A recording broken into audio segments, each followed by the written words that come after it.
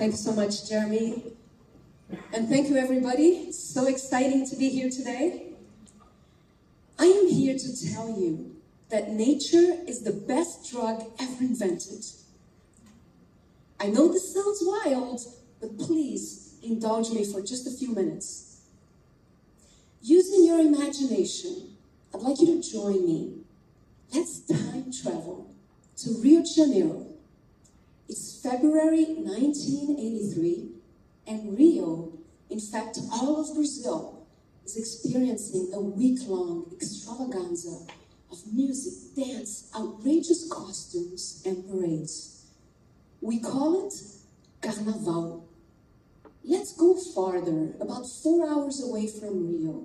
We arrive at this beautiful location called Mauá. It's tucked deep into the heart of the Atlantic forest. The sounds of drums and whistles fade into a symphony of birds, frogs, and waterfalls. Up on the hill, you see this young woman sitting there, gazing at the lush valley below.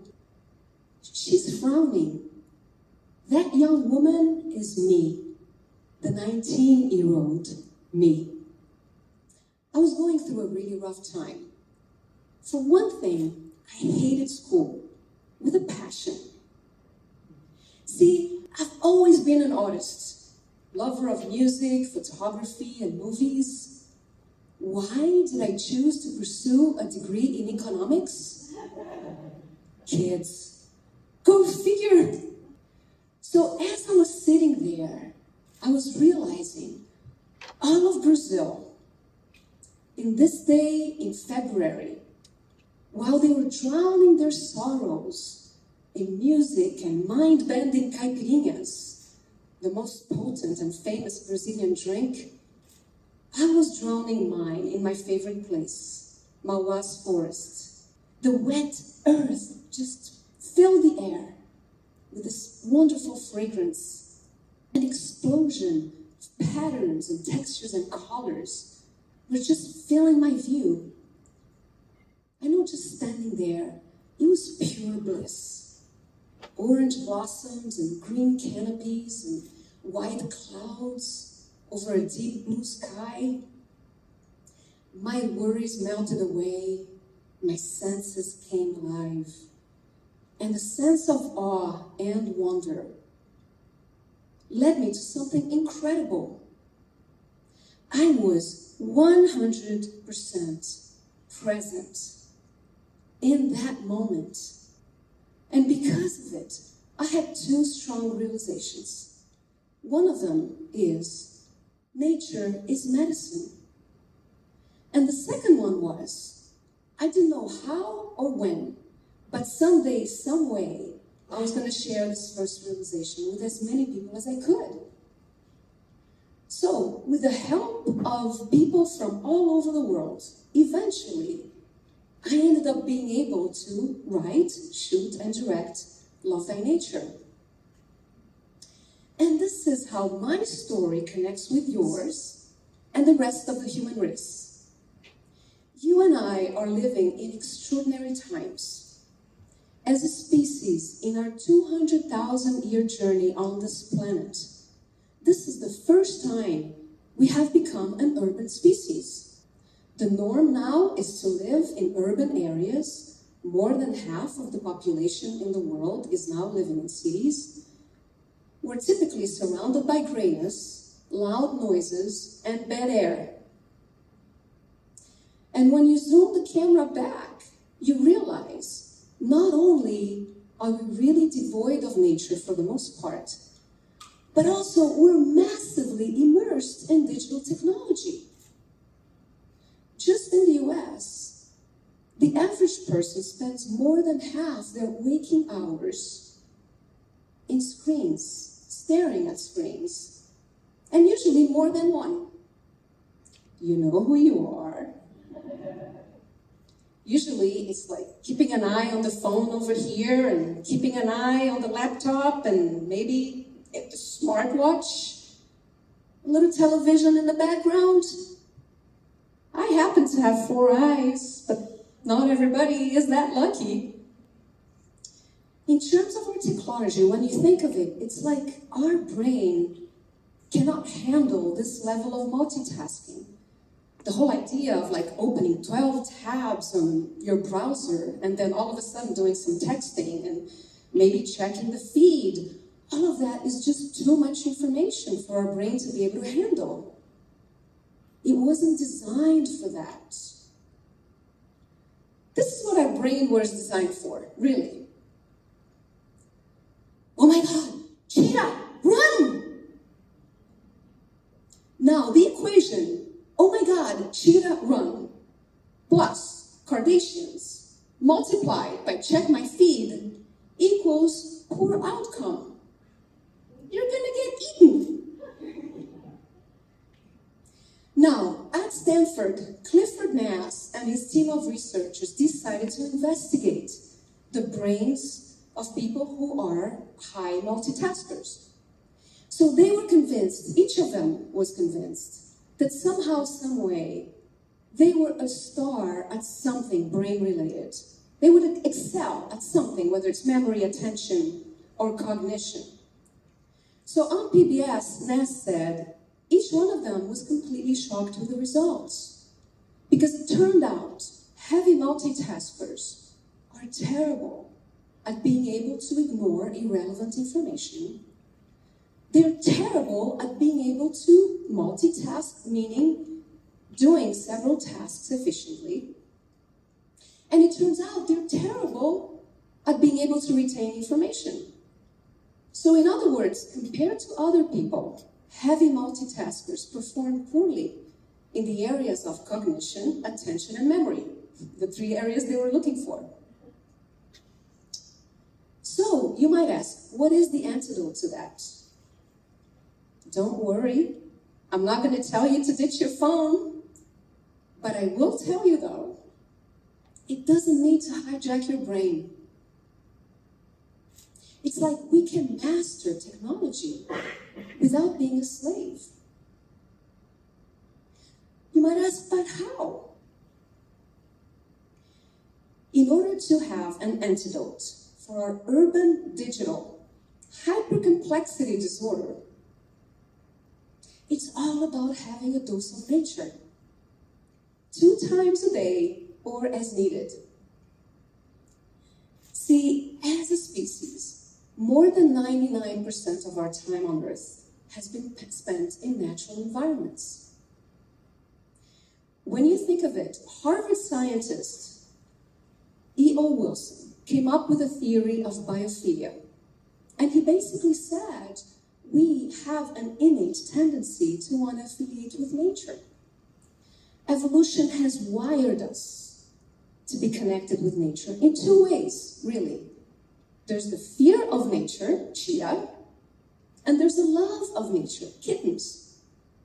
So when you think of biophilia, biophilia meaning the love of life, is that we really yearn for that connection. And this isn't far-fetched. I mean, if you were given the option to choose between a condo with a beautiful view to the ocean and a condo with a beautiful view to a parking lot, you would choose the beautiful view to the ocean. I mean, that's biophilia at work. And also, there's a reason why oceanfront condos get the big bucks. Corporations know all about biophilia. So, one afternoon, I ended up spending hours, just dissecting ads on television. It turns out that about half of them have nature to seduce us. Some of the ads do it in a way that's really obvious, like escape to the Bahamas. Or a cute little cartoon gecko for auto insurance. Other ads do it in a more subtle way. They actually cast nature on a supporting role. You can think of sand, fascinating Johnny Depp on a fragrance commercial. Or that gorgeous mountainous road with a beautiful view to the ocean laying bare for the ultimate driving machine. So corporations need us to think their products are absolutely amazing. So the trick is to wrap them around beautiful nature. The interesting thing is that they don't want you to know that the real object of your consumer lust is nature and not auto insurance. Why? Because if you end up spending time surfing the ocean, you're not going to be spending time surfing WebEx. And if you end up going and hanging out with redwood trees, you're not going to be going to the shopping mall. There ain't credit card slots on tree trunks. Not yet.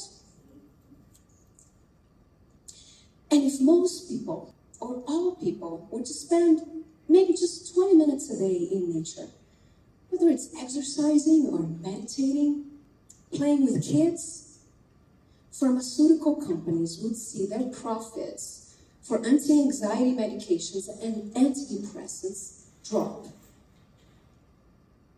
I could just hear some of you thinking, oh, wait a minute, Sylvie, are you saying that nature is an antidepressant? Are you going insane? Right here at Stanford, Gregory Bretman did a study with his partners and colleagues. They sent two groups of people on 90-minute walks. One group went to the city, Palo Alto, to walk on streets, and the other group went to a park with oak trees and shrubs. They were interested in analyzing a part of the brain that's called the subjugal prefrontal cortex. It's the part of the brain that gets activated when we are in a state of rumination. That state of having repetitive negative thoughts and repetitive negative emotions that eventually lead to depression. So the result of this study is the group that went walking in the city had the rumination part of their brain pretty activated.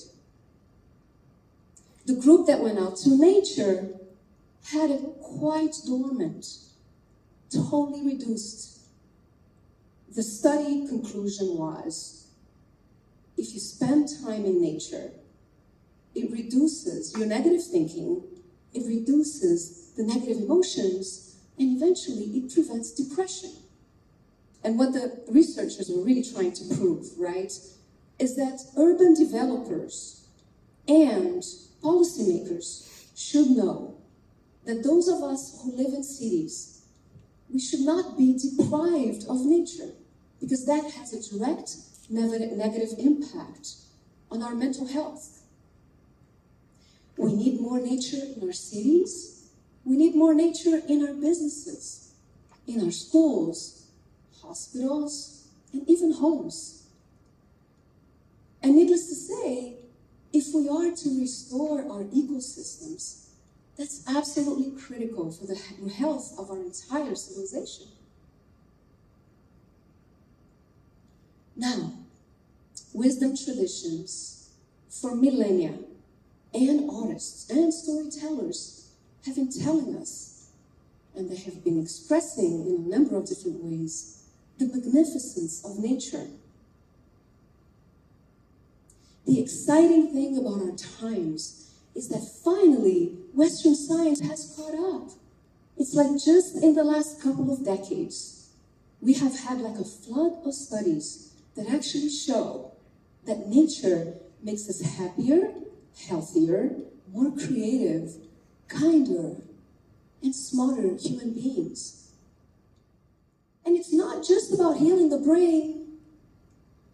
Nature moves our hearts. There's something absolutely wondrous about spending time in the forest with its wildlife. There's something wondrous about snorkeling around corals with its carnival of sea life. And there's something wondrous about reaching the top of a mountain and just standing there, 100% present, to realize that we belong to something so much bigger than ourselves. And in that peace, in that contemplation, we are free to ponder. Why are we here? What is the meaning of life? What is our purpose in this, so very short lifetime that goes by like a flash at a moment in time and in the vastness of the universe? Drink deeply the elixir nature. It's free, it's delicious, and it's everywhere. If you can just tap pause on the digital for a moment, come on in. The analog is amazing. I wish you nature. Thank you very much.